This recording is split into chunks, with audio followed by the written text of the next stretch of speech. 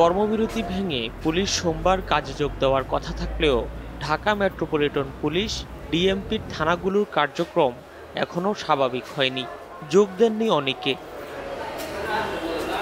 হামলা, ভাঙচুর, অগ্নিসংযোগের পর ৯ আগস্ট আবার শুরু হওয়া কার্যক্রম এখনও সীমিত পরিসরে চলছে।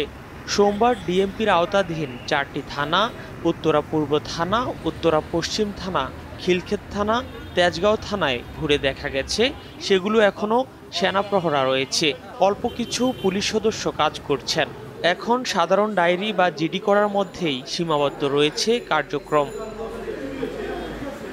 ডিএমপি এলাকার কারো কাছে লাইসেন্সবিহীন আগ্নেয়াস্ত্র ও গুলি থাকলে দ্রুত নিজ এলাকার থানায় জমা দেওয়ার আহ্বান জানানো হয়, কিন্তু ৪টি থানায় ঘুরে কোনো অস্ত্র জমার কথা শোনা যায়নি।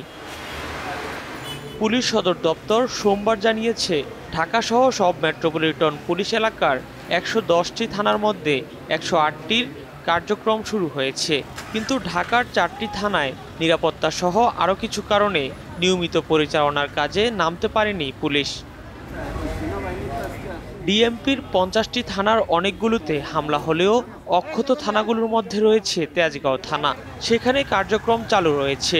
সোমবার বিকেলে তারা নিয়মিত টহলে নামেন। তেজগাঁ থানায় আমার সকল অফিসার ফোর্স হাজির আছে, ২ জন ব্যতীত ২ জন আমাদের মেডিকেলে চিকিৎসাধীন আছে। আমরা চেষ্টা করছি আমাদের থানার ভিতরে যে জিডি মামলার কার্যক্রমটা কিন্তু আজকে স্বাভাবিকভাবেই চলছে। আর বাইরে যে মোবাইল প্যাট্রোলিংয়ের জন্য আমরা ডিউটি বন্টন করছি, আমাদের অফিসাররা রেডি আছে। আমরা এলাকায় প্যাট্রোলিংয়ের যে কাজটা, এই কাজটাও শুরু করব। আমরা জনগণের কাছে চাচ্ছি যে আমরা আসলে জনগণ যাতে আমাদের গ্রহণ করে, তাদের ভিতরে যেন আমাদের এই কার্যক্রমে কোনো ধরনের যদি ভুল থাকে সেগুলো ভুলে যে আমাদের জন্য ভালোভাবে অ্যাকসেপ্ট করে, এবং আমরা চাচ্ছি সত্যিকারের জনগণের পুলিশ হতে, জনগণের রাস্তায় যাওয়ার জন্য। গণ অভ্যুত্থানের মুখে ৫ আগস্ট পদত্যাগ করে দেশ ছাড়েন শেখ হাসিনা। এরপর ঢাকার থানাগুলোতে হামলা, ভাঙচুর, অগ্নিসংযোগ করা হয়।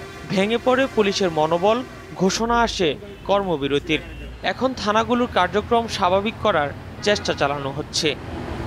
মিনহাস চৌধুরী, প্রথম আলো।